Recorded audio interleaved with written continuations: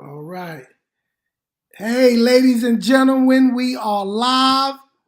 I have Cyndi Miller Ard on with Salute Africa. This is Trippin with Tim podcast. I want to welcome you all to the fourth episode. I'm Timothy Tyndale. I'm a franchise owner with American Express Cruise Planners. And I'm so excited to have this young lady with us. But before we start, you know I have to give you your intro music. So let's start with that.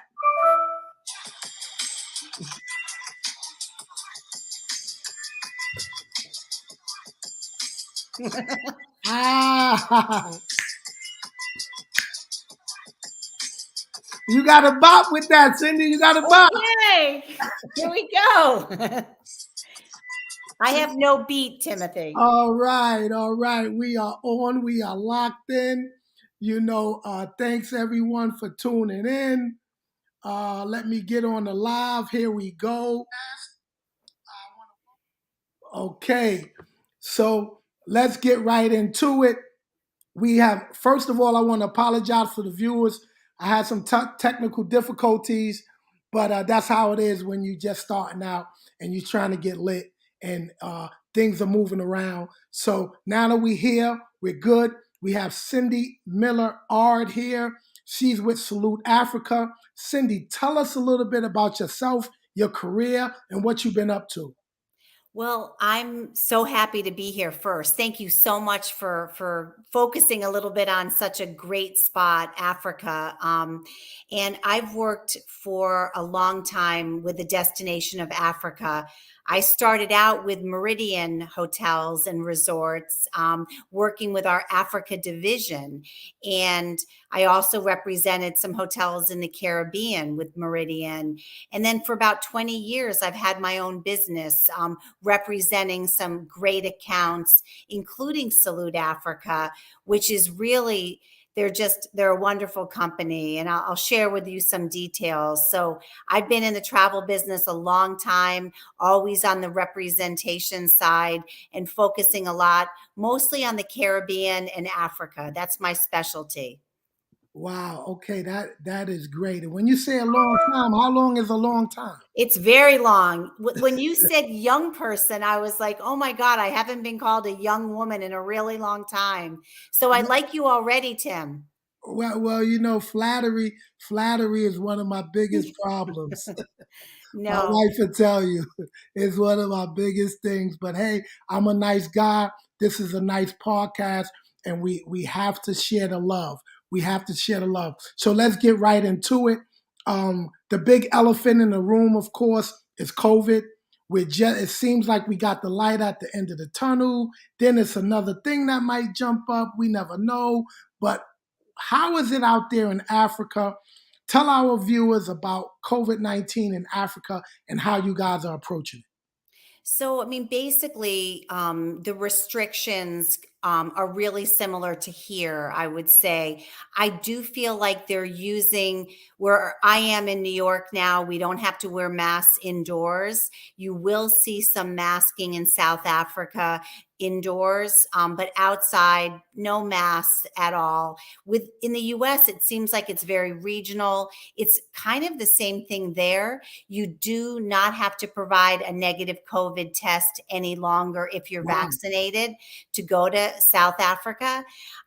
So that's the good news. I traveled there. I was there in the fall, and we had to take a number of COVID tests as we moved around Africa. We visited 5 different countries, and each one we had to take a COVID test. So now if you're vaccinated, you don't have to do that. And if you're unvaccinated, you still can come. You just have to provide that negative rapid test. So Oh, very wow. easy to do. Well, Very, that's very easy to different do. because a lot of places you cannot go if you aren't vaccinated. So again, you don't have to be vaccinated to go to Africa. You just need a negative PCR. Exactly. Wow, Exactly, which is wow. the good news. Well, that is great. That is great. Okay, well, why should our viewers use you and Salute Africa instead of other companies? Like, what makes you special? Well, we're a little different. We're a smaller company. We're owned by, it's a local company. A lot of the big safari companies and tour operators have a lot of different offices. They have an office in New York, an office in California. We really are very lean, which means we just have our office in South Africa. We have about 30 people that work there. We're been in business about 35 years. We have a great owner who is from Africa, so she has really great expertise on the destination. And I think that makes a difference. And I love the fact that we customize. We work a lot with travel advisors, like you're with cruise planners, and we're one of the preferred operators with cruise planners. They've, approved us as a preferred operator. So That's great. we've got that behind us, which is a good thing. Yes. But honestly, I think the price and the value, Africa is not an inexpensive place to visit, but you don't want to overspend for anything. And that's what I think we offer is good value for dollar, trusted tour operator that's been in business 30 years, and a local company. That's also important because Mm. it's great that someone, in Africa is running this company, and they've got that local knowledge.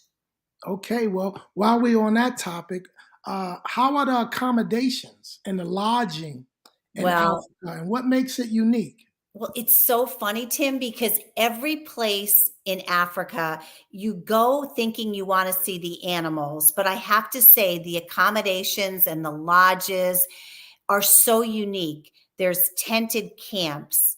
We have a spot that's called sky beds. You're actually Sky beds. sky beds. You're actually in the sky on beds with the stars all on top of you. So you're Really? totally open, but you're very high up. So you're safe from all, if there's animals or giraffes that are passing by. There's just so many unique accommodations there. We have a new accommodation that is in old silos. It's in downtown Cape Town, and it's old farm silos they've created into this really amazing hotel. So I just have to say the accommodations are part of the allure and reason to visit because they're so special and so unique. And I love the tented camps. Those are really fun because they're luxurious, but you're under tents. So very different. Wow, wow. And some of our campers out there, they would love to camp in Africa. Exactly. And Yeah. you've got furniture like four-posted beds and bathtubs, and the tented camps aren't what you think. It's very luxurious, but Wow. really fun. So that's part of the fun of traveling to Africa is the very unique accommodations that we have. Okay. Well, myself included, and I know all of our guests and all of our watchers want to know about safaris. That's a dream vacation for anyone, and it's a dream of mine as well. Tell us about your ability to book on safaris. What kind of safaris do you guys have? What's the difference between the type of safaris? Stuff like that. Well, the safaris are definitely part of the reason that you come to Africa. You want to see the animals. And if you're in South Africa, the safaris are all in open vehicles. So Wow. you're in a vehicle, it's all open. If you're in Kenya and Tanzania, the vehicles are enclosed. So there's a little bit of a difference physically with the type of safaris. And the reason for that is in Kenya and Tanzania, you're going through more driving. So there might be more dust and you're traveling through the Serengeti and the Masai Mara. So there is a little bit of difference in the types of cars that are used, but the experience is the exact same. I was there in September, and between seeing rhinoceroses, going through, and you're right next door to, we were in a group of about 100 elephants at one point. They're all around us. And we had a chance to see leopards and lions, and something really unique. we were in Botswana, and there was a kill of a pack of wild dogs. And wild dogs are very rare now. You don't see as many of them, but we came upon a group of about 40 wild dogs, and they look like a German Shepherd almost. Google it at some point and see what it looks like. It's very cool, but they are absolutely vicious. And they took down a gazelle, and we followed it as they were chasing and taking down the gazelle, and then they just Really? devoured it. So it's really interesting. It's, it's the circle of life. You see everything from, zebras mating to a kill, to elephants, down swimming. We had a chance to go through Botswana, and in Botswana there's a lot of water safaris. So you're going by water in a boat, a small canoe, a little bit of like a power boat at some points. And we were there, and elephants were swimming right next door to us. So Wow. there's just so many unique Isn't that things to see. dangerous though, in the little canoe with the crocodiles and I stuff? know. No, it actually, they're really good about it, I have to say. And I think they've been doing it. You're with a really trusted guide, and they've been doing this for so, so long. So, Wow. yes, I think they really know these animals. And we were close by in one of our lodges. They had a big hippo. And every time we would take our boats out, the hippo would raise himself up and make himself known. But we just avoided him. The drivers of the boats knew how to do that. And same with the safari vehicles. There's always two people in one of the safari vans. You've got the driver and the tracker, and the tracker is looking for the tracks and following the tracks. And they Really? know the difference between a hyena track and a leopard track. And they've spent their whole lives following these animals. So it's really interesting. Wow, that sounds like something the viewers would really want to go and check out, and me included. You mentioned Tanzania, you mentioned South Africa. Tell us about the differences between traveling to South Africa and East Africa. So, East Africa is for people that really want the animal experience. That's where the Serengeti is. That's where the Masai Mara, that's where the migration happens. And there's some beautiful towns there. It's a little bit of a more cultural and animal experience. When you go to South Africa is very different because it's a first world nation. You have beautiful city like Cape Town that's very modern, and it has great hotels and really a vibrant waterfront area. You've got the Mhm. winelands. If you go to South Africa, you have the Cape of Good Hope, which is where it's the very tip of Africa, and it has just an interesting topography. There's lots of ostriches down there. There's even penguins down at the Cape of Good Hope. Really? So South Africa offers, places that you can tour, like wineries. The winelands is just amazing. It has the city life, and then it also has the safari experience. So I guess I like to say, if you want only animals, if that's what you're traveling for, go to East Africa. But if you want the culture, the wine, Cape Town, Nelson Mandela, as you know, you can visit a lot of the spots where he lived, where he was unfortunately in prison on Robben Island. You can visit that. So South Africa has kind of a blend of animals plus this culture and city experience. Wow, wow. Sounds like South Africa is the way to go because you get a little bit of everything. I think you're right. I really do. And the lodges there are beautiful. But again, there's some people who say, I only want to see animals. And if that's what they want, then go to Kenya and Tanzania. And, people can spend 10, 12, 14 days on a safari. I like the variety though. I think that's, and you can also visit Victoria Falls, which is right next door to South Africa, Tim. So that's really interesting because Victoria Falls is just incredible. You know, it's one of the largest waterfalls in the world, and beautiful lodges that are right adjacent to it. And they've got a lot of adventure experiences there, like bungee jumping, and they've got Wow. really fun things to do there at Victoria Falls. So Well, go I ahead. was going to say that's paired with South Africa. Okay, well, I have a couple of Facebook questions just came in. Okay. Miss Shanice Parker, she said, "What is the best time to travel to South Africa?" So that's a great question. And really, the weather is, it's honestly beautiful year round. And that's one thing people think. Like, you think you're going to Africa and it's going to be hot. And you think, I thought, like, oh, there's going to be a lot of bugs.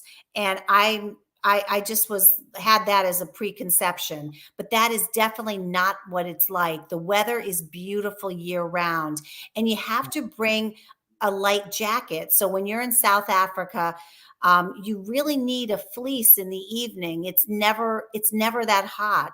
So the time to go, I think, you know, if some people like going in the spring because there's a little bit less vegetation and you can see the animals a little clearer. There's a lot of babies that are born in the spring, so you can see, the newborn babies. We were there in the fall, of course. Their fall it's a reverse. So in I was there like in October, September, October. That's their spring because the seasons are opposite. So Oh, their really? fall is, our spring. So it's kind of like a bit of a flip flop. But honestly, the weather is perfect throughout the year. It's never too hot, never too cold. It's fantastic weather. So I think the time to visit really is the time that works for you, because you're going to see the animals. They're guaranteed all the time. You're not going to miss out on any of that. So when is it not too hot? Just kind of like our spring. When is it our spring there? That would be like September through November. All And right. So Shanice Parker, September through November, I believe that's probably the best time to go. And then, the fall is also good because like our falls can be beautiful here too. So it'd be the coldest in August, the coolest. I can't say cold, but the coolest. All right, all right. We have Bishop Darrell Hill on. Bishop Hill, how you doing, man? Do you have a question for Miss Miller, Ard? Now we have another question just came in. Can you wear camouflage clothing there? Yeah, it's funny because a lot of people do wear clothing that is khaki colored, and it's a lot of it's because it's just, you're in the sun.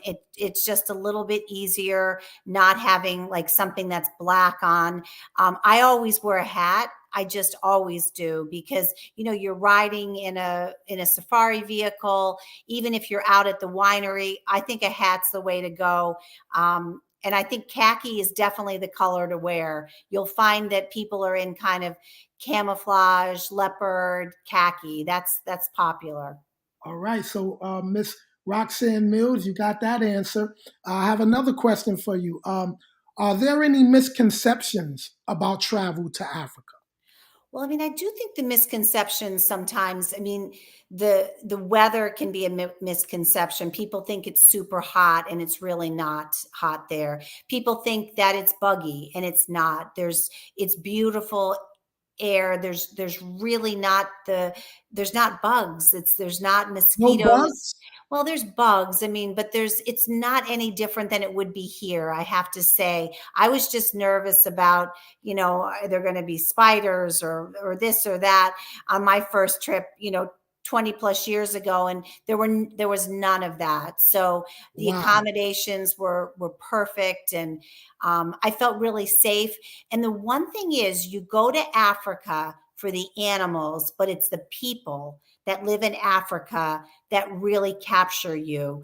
Um, I have to say that I thought I wanted to just visit, the parks and spend a lot of time watching the animals, but getting to know the different cultures there.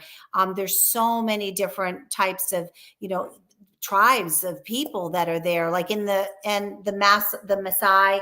There's so much to learn about these different cultures, and everyone is a little bit different. So it Wow. just makes it really fun. So you may go for the animals, but the people are what keep you going back and back year after year. Oh, wow. That is great. That is great. So, for all the viewers, there are no killer 3 feet scorpions, 5 foot tarantulas, or for my wife, there are no 5 foot mosquitoes going around in South Africa. So, that's a big thing. Um, And there are some places like we have, years ago, people used to have to take, shots to go to Africa because there was things like yellow fever and malaria. And now there's still most of the places in South Africa, they're called malaria free zones, which means you don't have to take the pills that you used to take years ago, because people used to go and the malaria pills some people, it could upset their stomach. And it's just really nice now that the lodges have these zones that you can be protected from that with, which is a great thing.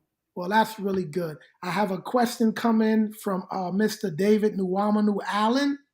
He says, what's the average cost for such a trip? And I want to say thank you to Dave, because that's the biggest elephant in the room. Everyone wants to go to Africa on a safari, but how can we do it economically, Cyndi? Tell us So, about that. I mean, the thing with Africa is once you get there, things are reasonable. I have to say, I was at a winery in Long Island this summer, and got the wine tasting and got like a charcuterie board, and it was almost $80. I did the exact same thing in South Africa, and it was $11. Wow. So just know that once you get there, dinners, wine, things are not expensive, but what is expensive is the travel to get there. But the good news is we have a lot of new flights that are coming in nonstop from places like Newark, New Jersey, and Atlanta, Georgia, and Miami, and New York. And having those new flights, it means that it'll bring the competition down. So if Right. you can, I'd say the airfare would probably be, I think I spent $900 on my airfare the last time that I was there, Round trip? um, round trip. Well, that's So not that I bad. don't think it was that bad, That's especially not that bad. considering what's going on now with airfare prices. And then the accommodations. The nice thing about working with a travel advisor and working with someone like Victoria at Salute Africa is that we can customize things based on your budget. So there are hotels that are like in Cape Town that are $100 a night, and there's hotels that are $500 a night. Mm. So the good part of it is working with a safari company. They can really match a budget to a tour, to a trip. And the same thing goes with those unique lodges. There's some that are more basic. There's some tented camps that are much more basic than others. So I think, communicating to a travel agent, telling them what you have and want to spend. I would probably say if I went, I'd want to, go to Victoria Falls. I'd want to, do the safari for at least 4 nights. Maybe staying a couple different lodges. I'd want to do Cape Town. I'd want to go to the winery. So, I mean, I think you probably would have to spend about 4,000. Like that would probably be the range I would estimate. But Wow. again, we've planned them less and we've planned them Well, more. Cyndi, that's great, because that's like, going to Hawaii. It You can go is. to Hawaii and pay 5,000, 4,000. So that's not bad. That's not bad. And dealing with a travel agent such as me, I have the connection with you. I can line Mhm. everything up, and everything is great for the customer. So that is really cool. Um, Miss Leslie R. Henderson said, fill her in. All right, so Miss Henderson, what we're doing now, we're talking about South Africa, East Africa, and some of the differences, um, the safaris, uh, uh, the safaris in South Africa, the safaris on the east coast of Africa, and some of the differences between them. We are covering a wide range of topics, but we still have Cyndi here. So thanks for tuning in. I want to say thanks for tuning in to Francine Lee, Miss Henderson, David Allen, Darrell Hill, Roxanne Mills, Shanice Parker, Pamela Myers Simmons, Tyshawn Von Cleese, Wee Fung Chang, Tyndale, Keisha Phillips. Thank you guys all for tuning in. All right, let's get back to the next question. How long are the flights to Africa? It takes, if you're on a nonstop flight, it's about 14 hours. So it does go by. It sounds like it's a long flight, and it is a long flight. But the nice thing is, you're leaving in the evening. You're sleeping hopefully for part of that time. They're giving you every single movie that you possibly could want is on your screen, so you can catch up on all your movies, and you're getting fed. So I mean, it doesn't, I just kind of zone myself out, and I try to make sure I'm walking around. I don't want to stay put, but they're comfortable seats. It's good service on these long flights, and I just chill and just put my feet up and relax, and try to go in tired a lot of times so I can get a little bit of sleep. And then sometimes, like this year, I had a chance to stop in Abu Dhabi on my way over. I Wow. flew over on Emirates Air, and I stopped in Abu Dhabi and had a chance to do a little break there. Sometimes you can Did stop in you go out the London. airport? Did you leave I the airport? did. I Wow, you're did. brave. You're brave. How Yeah. long was the layover? It was we ended up taking a day there. So it was super interesting. And I did that 2 years ago when I went in London. I took a day and broke up the trip, flew New York to London, and then London on to Johannesburg. So you can definitely do that too. And I think that's something where, it's fun. You get to see another place. You can do it with Amsterdam on KLM. There's a lot of ways that you can extend this. And if you're retired or you have a little bit more time, it's a Yeah. great opportunity. Okay, yeah. Miss Francine Lee says she would like to do that. Now, is Miss Francine Lee on Facebook? She asks, "Is there direct flights? And for Yes. what city? What city do you think is the best direct flights coming out of there?" Well, New York has nonstop flights. So does Newark, New Jersey. So Okay. does Atlanta, Georgia. And so does Miami. So, and they're adding, every year there seems like there's a new flight that's being added. But those are the cities right now. So for a lot of people, they can take a flight if they want to fly on Delta. They could fly from their city into Atlanta and then nonstop the rest of the way, which is Oh, easy. oh, that sounds good. That sounds good. Now, I have a question for you. Mhm. Now, a lot of people like myself, I've gone on to uh, what is that called? The Oh, yeah, what is that genealogy called? sites, um, 23andMe. Mhm. Okay? I went on 23andMe and I entered my DNA, and I'm like 90% Nigerian. Okay. And my trade, my occupation in Africa is a hunter gatherer. Okay. Really? So you can go all the way back. Now, there are a lot of African American people in the country, in the world. We know we hail from Africa. Mhm. Okay. What do you guys offer as far as genealogy? Excuse my uh, Yeah. No, I know what you mean. It's I hard. get tongue I have tied. a hard time saying it I too. get tongue tied. But Yeah. we can trace our ancestors back to certain villages. You definitely can, and we do that. Talk What to us we've about that. Talk to Yeah, us.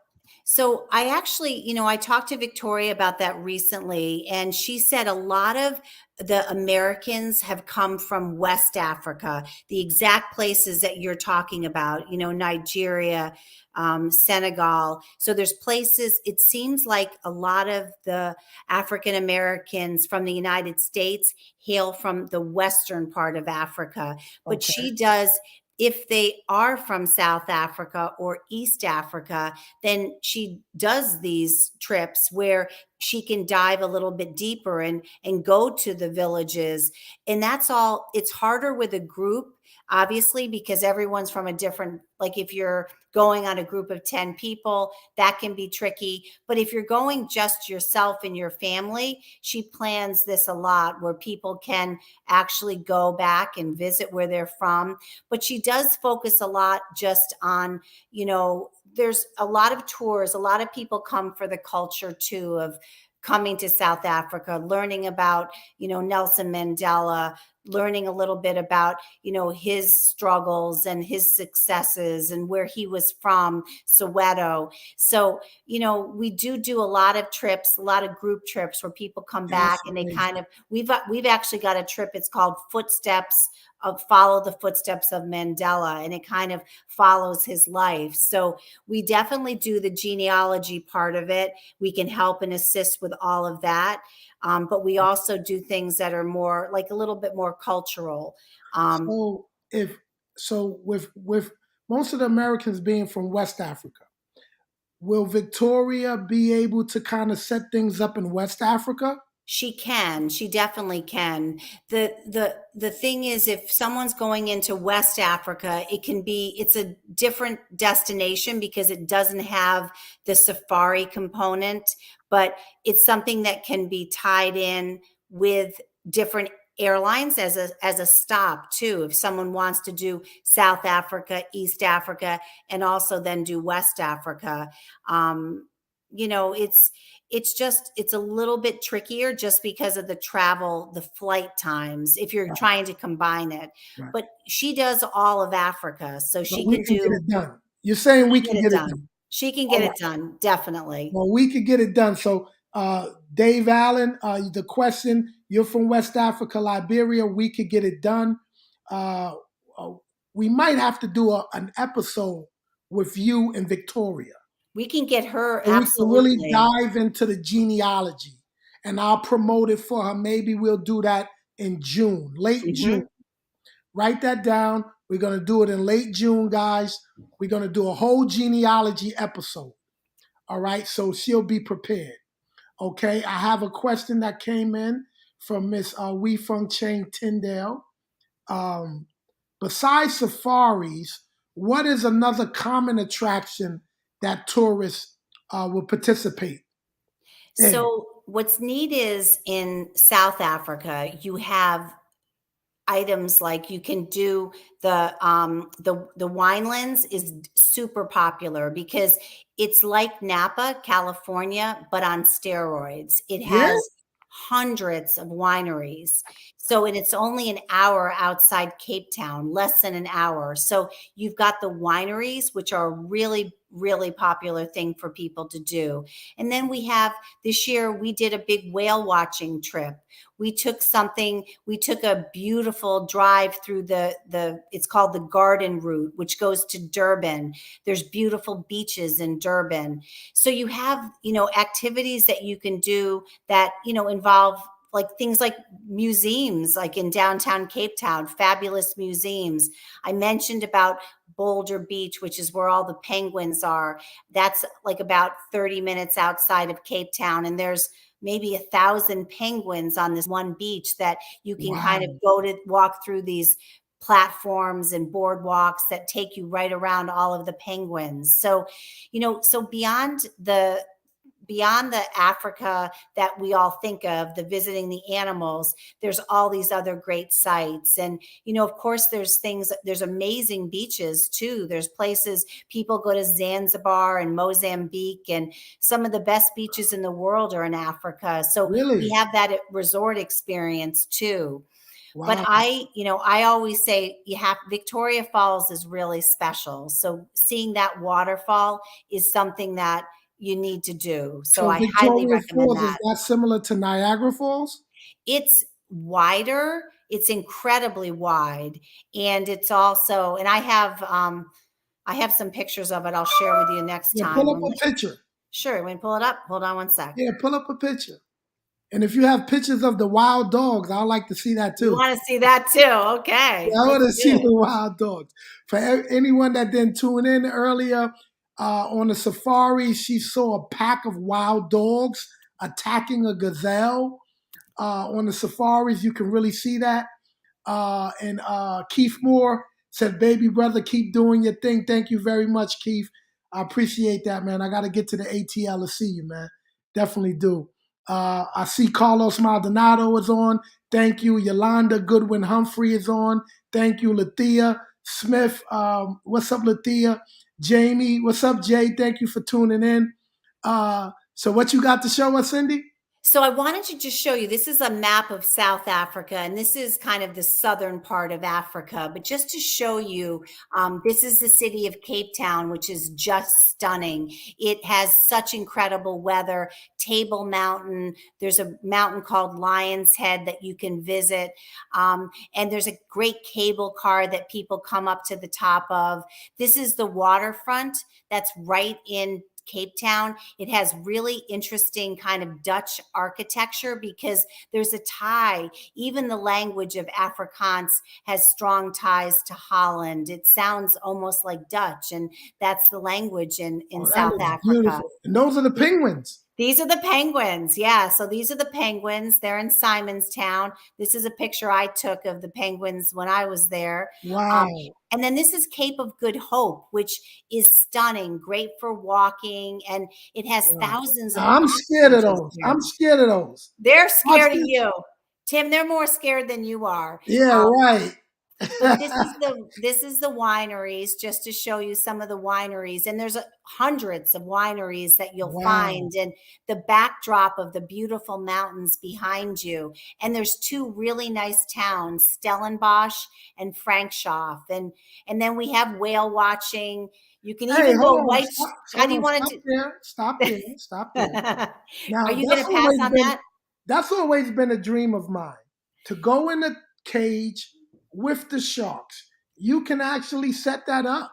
Oh, yeah. This is a big thing in Cape Town. We arrange a lot of shark diving. So you actually are put in the cage and the sharks come right up to you. So this is a very common thing to do for people Wow. that like adventure.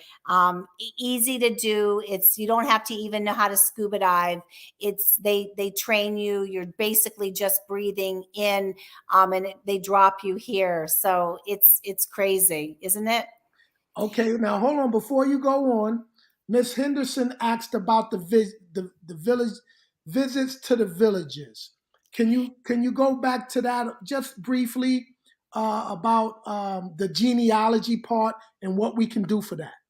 Yeah, I mean, what we do is we need, if you can tell us where you're from, being a tour operator, or we're a safari company, we can provide visits back to where people are from.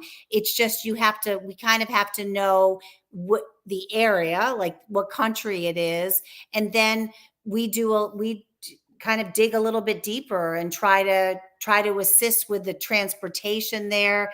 But we do need to make sure that it's, like the country it's in, because as you know, West Africa, that's where Victoria has told me that the majority of, people from America, where they would have hailed from. So Right. that's what her experience is. But we can arrange all of it. Absolutely. Okay, well, I know Miss Henderson is satisfied with that answer. So hold on now, what's that? The sardine run? What is that? Yeah, so these are the sardines. So we all know about sardines, but they come in millions. They go in like a school of like a million, and people can snorkel, and you are surrounded by these sardines. So we arrange for snorkeling trips where people can kind of experience this. It's very unusual. Wow. Um, and then we've got great golf courses. There's a place called Sun City, which is tied to the Atlantis in the Bahamas. And there's a great resort area there with some spectacular golf. And this is the silo that I mentioned to you, is made out of the old silos from big grain silos. And this is just some pictures of that, just to show you the level of accommodations. And then we have a train that goes between Pretoria and it ends up in Cape Town. And it's a very luxurious train. It's like Wow. the Orient Express, and you get everything included. It's very pretty. And That then these sounds are very interesting. Wow. Wow. Look at the safaris. Yeah, so these are some of the safari vehicles, which you can see. And I wanted to show you the lodges. This is a shot of what the lodges look like. Many of them have private pools as part of the guest room. And then I talked about the sky beds. Sky bed. That's Wow. that's the one to the left. So you're staying like basically almost in a tree house. And it's all open. And then the one to the right, it's all made of glass. So they're just very unique places. And then every evening they do dinner. Your dinners are usually they're outside. There's beautiful fires in the evening. It just celebrates nature in so many ways. Wow. It And then looks we've got amazing. these great, lodges. This is the Medulla Lodge. And then I wanted to show you, Namibia is right next to South Africa, and it's a little bit different. It consists of more of a desert component. This is where a lot of elephants live. They've got the desert elephant, which is one of the biggest elephants in the world. Wow. Um, has a big, big desert here that you can visit. And this is one of the look at this hotel room. Wow. It That looks is amazing. What isn't what it what crazy? hotel is that? This one is in the Sasafle Desert. It's one of the lodges right there. And, it's made of glass. I haven't stayed here yet, but it's just the rooms are so unique looking, and they blend right in with the desert, with the topography. Um, I did stay, Botswana is almost all, it has a lot of water. It has the Okavango Delta here. And these are the boats I was mentioning to you that you can, see the elephants and be able to kind of experience the elephants. And these are Wow. the canoes. They're called Makoro safari canoes, and you basically go down the river, and there is a guide in the back, but you're seeing so much from the riverside, which is amazing. This um, is amazing. This is beautiful. and then Zimbabwe, this is what I wanted to show you. This is Victoria Falls. It's really super pretty. It's very, very long. It borders both Zambia and Zimbabwe, and there's lots of game parks that are here too. Wow. And this just Wow. goes on and on. You can't even see. I wish I had a better picture. You can kind of see from this, but there's a lot of activities that you can do here. And then there's a lot of cultural stuff that, people participate in too. Um, and then this is Hwangi, which is one of the places. There's a lot of cheetahs here. I stayed at this lodge, Matitsi, which is stunning. And then Zambia is awesome. That's a good view just of Victoria Falls. It was Wow. kind of dry when that was taken. It does expand even farther. It looks Um, bigger. It looks actually bigger than the Niagara Falls. it's I think it's a lot bigger. And this is a place you can go there's a swim area. There's a place called Devil's Pool that you can go to, and you're on the edge of the falls, and Really? you basically it's like a hot tub, and the falls is right behind you. I went here, but I couldn't do it. It was just too I much would for me. probably be scared of that. I Yeah, don't know it about was scary, really, really but it looks scary. beautiful. It looks beautiful. Corey Mans, thanks for tuning in. All right, I have a YouTube question. I have a guy, a good friend of mine, Rohan Henry, artist extraordinaire. He wants to know about the food. He's a foodie. He wants to know about all of the delicacies Oh my in God. Africa. The food is amazing. So the food is incredibly good. These lodges, because they're small, the service levels are so, so high. In Cape Town and Johannesburg, it's like being in any big city and you have fabulous food, great, great restaurants. But then at the lodges, I'm so impressed with the lodges because when you're at the lodges, your breakfast, lunch, and dinner are all included. But I'd say the food is really a lot like ours.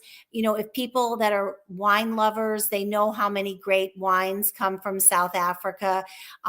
There's some fun things. Just there's a drink that's called a rula that is like a Bailey's that I always think is incredibly good to have after dinner. But overall, the pricing is very reasonable for a great, great dinner, a lot less expensive than here. That I do know. But your food is going to be included in the lodges that you stay at. So Well, um, that that's is one thing. amazing. This Now, is a fun place too. There's a place called the Elephant Cafe where you interact with the elephants. These are elephants that have been, had some kind of medical problems, but they live and you're able to kind of, just have some pictures and they tell you a little bit about each of the elephants' histories, which is really nice. wow, So, wow. Hey, Kelly, thanks for tuning in, Kelly. Boosie, I see you. Thanks for tuning in, Corey Mans. This is really turning out to be a great, great episode. Now, tell us about what we're seeing here. Oh, I wanted to show you a little bit about this is the migration. So you can see the migration is something that happens constantly, but it's these wildebeest and zebras, thousands and thousands of them participate in this annual migration that goes through Kenya and Tanzania. And it talks, there's also a lot of crocodiles that are waiting here for these animals after they jump in. Yes, But this is famous on National Geographic. You guys can actually get us there to see the crossing oh, safely. yeah. You know, Safely? absolutely. I mean, the crossing is something, it's always moving, but the guides in the safari vehicles and at each of the parks, they communicate on radios about where the animals are. So everything is very well coordinated. And you obviously, it's really fun when you can get someplace and you're the only vehicle that's there. And that happens a lot because I'm trying to think of, I think just one time when I was in the Ngorongoro crater, there were like three cars watching this group of lions. There were a lot of, little cubs. And that was the only time I've ever seen usually it's just one car, which makes it so nice. It's so personal. So, Wow.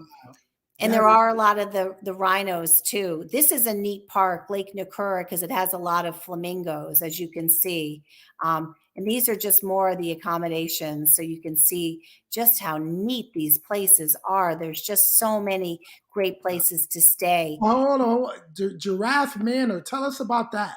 Well, this is a cool place. You can have lunch here. You can stay here, but there's a lot of giraffes, and they do things just like you're seeing here. You have a lot of chances to interact with them, and there's a few. The hotel I stayed at in Victoria Falls this past October, they do some giraffe feedings, and these giraffes that are living. You're at dinner, which is so hard to imagine, and at Victoria Falls, for instance, and the zebras and the giraffes are right on the property. They're right at the hotel.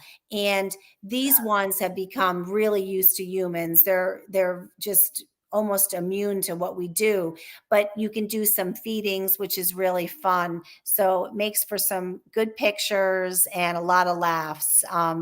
They have a really long tongue, which is very unusual. You can't see it here, but it's fun. Oh, wow. Okay, well, Here in America, as you know, they say Virginia is for lovers, right? But after seeing all of this stuff, Africa has to be for lovers. I have my whole my only plan. I have a plan right now. After watching this, I can go on a safari. I can take my wife to the wine vineyards. Right. I can get her destroyed at the wine vineyard, and then I can go to the treehouse, glass house hotel, Yes. and then fog it all up.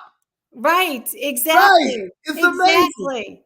So Exactly. tell us tell us some of the most romantic Oh, locations there's up there so now. many, I have to say, Tim, and there are so many honeymooners that are coming to Africa now because it's such a unique place. People that are looking for something different, that want that bucket list trip. So I have to say, years ago, people waited too long to go on these trips. I think all of us, especially after COVID, need to take these trips now when we can. Um, I so agree. I it's agree. it's honestly, it's incredibly romantic, from the sky beds I told you about, to the incredible lodges that are in the winelands, to incredible properties in Cape Town. Honestly, incredibly romantic. Fun thing too is a lot of the lodges set up private dinners outside. So they'll they'll do a dinner. We were greeted by one. We went on a night drive to see some of the animals, and all of a sudden we pulled in. We still weren't back at the lodge, and we pulled into this spot. It was dark, and we went around a corner, and there were hundreds of mason jars, candles. They had lit up and made like a chandelier of mason jars in a tree, and they set a long dinner for us. There were about 10 people in our group, Wow. and they set a long dinner for 10 people in the middle of the bush. So you're Wow. so romantic. And, you know, I just think they do that also for couples, which is incredible. So you're out there and they're Sounds serving beautiful. you outdoors. And then every evening they have sundowners. They stop the safari vehicle around, let's say, 5:30 to watch the sunset, and they provide, it's like an open bar of cocktails, and they don't just take it in plastic cups. They have crystal, and they have, they set up a beautiful table with tablecloth, and it snacks and drinks, and they've got certain things that they're famous for, like a gin and tonic, and a certain type of they do a lot of Wow. prosecco. So that's really fun too. This sounds amazing. So what about the kids? Because some of us can't travel without our kids. No, well, kids are welcome in all of these lodges. There's a handful of lodges that may not accept kids under the age of, let's say, 6, but most of the lodges do accept families. And this is so, it's built for kids because you've got the animal watching, you've got these incredible activities. There are so many people. I think the one challenge is the cost. I mean, just to be realistic with you, it's like I would like to take everyone, all my kids here, but it's the cost more than anything else. So, I took my son, he graduated recently from college. So I took him to Africa as a graduation gift. And, Wow. I had to save. It was an expense. But certainly really worth it. Something you'll never forget. So So what definitely kind good of for families. packages do you have? Do you We have have something in mind for my viewers? Well, we Something. have we have all kinds of packages, but we also do a lot of custom packages. So you may have a viewer that says, okay, I want to do safari for a couple nights. I want to go to Victoria Falls. We customize about half of our trips. And then the other half, they're small trips that go, we've got great programs on our website, and we have a great brochure that lists all of our different trips. But a lot of what we do is custom trips based on, people may say, okay, we want to go to Robben Island, one day. We want to go to the winelands one day. We customize a lot also, Tim. So that's where we can work with you, your clients, on providing the exact trip that they want. Okay. Well, for those viewers that's just tuning in, a little while ago, we did kind of budget it out to around the cost of a Hawaii trip, about 4,000, 5,000 bucks for a couple of two. You probably can get lodging, flights, and a safari for around that price. Um, and with me, I always have a nice budget payment plan for you guys. So don't be afraid to ask. Don't be shy. I'll make sure I take care of you, man. But And there's times we do it for less. Like there's times I had a travel advisor that had a client that wanted to go. They used their frequent flyer miles to get to Africa, right. and they had a really tight budget, but Victoria came up with a great program. They were able to do it, and I was, really surprised at how low she was able to get the price. So just keep that in mind. We can customize it. Okay, well, that sounds great. That really sounds great. And for all the viewers, what Cyndi and I are going to do, we're going to bring in Victoria on our next podcast sometime in June, and we're going to have a whole special on genealogy. So, what I mean by genealogy is, like I did 23andMe, I found out that I was from Nigeria. Uh, One of our viewers today, David Allen, he says he's from Liberia. So it's very important for us to get this information, and how can we structure some trips to actually get out there and get to these villages, and also maybe have some trips with itineraries kind of planned out with some deals that we can get you guys doing, and we're going to do that in late June. But Cyndi, this has been amazing. You have been a great guest. You've been Pardon, great, and your thank guests you. have been great. So many great questions. So I've loved being with you, Tim. Yeah, well, thank you. And we're gonna do it again. We're gonna do it again because we haven't even gotten into Egypt. We haven't even done the pyramids, and so that's gonna be something else. So I think you're amazing. Africa's amazing, and we need to highlight some more of that. And I wanted to thank you so much for being here on Tripping with Tim. This is by far one of the better episodes, I must say. And uh, judging by the Facebook response and YouTube, I think we're going to get some great feedback here. So, thank you very much. Oh, listen, thank you so much. Thank you for having me. And I look forward to speaking with you another time soon. Right. Well, before we leave, you got to have your walking music. Oh, You can't yeah. leave without the walking music. Do I have to dance? Yeah, yeah. You got to dance. But here it goes.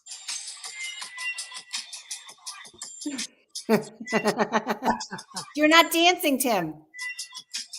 I only got a two-step in me. That's all I got. But yeah, thank you very much.